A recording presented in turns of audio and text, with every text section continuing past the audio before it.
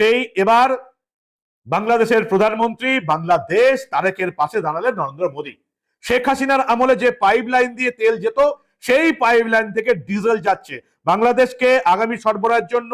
যে মৈত্রী pipe line চালু হয়েছিল 2023-এর শেষে, 2021-এর বাংলাদেশের মুক্তিযুদ্ধের 50 বছর পূর্তি উপলক্ষে যে পাইপ লাইন তৈরি করা হয়েছিল, সেখান থেকে যে এর প্রয়োজনীয় খরচ হওয়ার বাংলাদেশ 25% দিয়েছিল, ভারত 50% বহন করেছিল।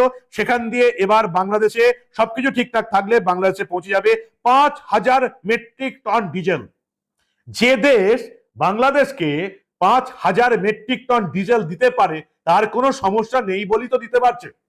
যদিও আমাদের সাধারণ মানুষের এই নিয়ে সমস্যা আছে। আমারও ব্যক্তিগত মত যে এই বাংলাদেশকে এত তাড়াতাড়ি বন্ধুত্বের অঙ্গীকার স্বীকার করাটা উচিত নয়। আগে দেখি বাংলাদেশের কি অবস্থা, আগে দেখি সেখানে হিন্দুদের উপর অত্যাচার কমলো কিনা, আগে দেখি সেখানে ভারত বিদ্বেষ কমলো কিনা।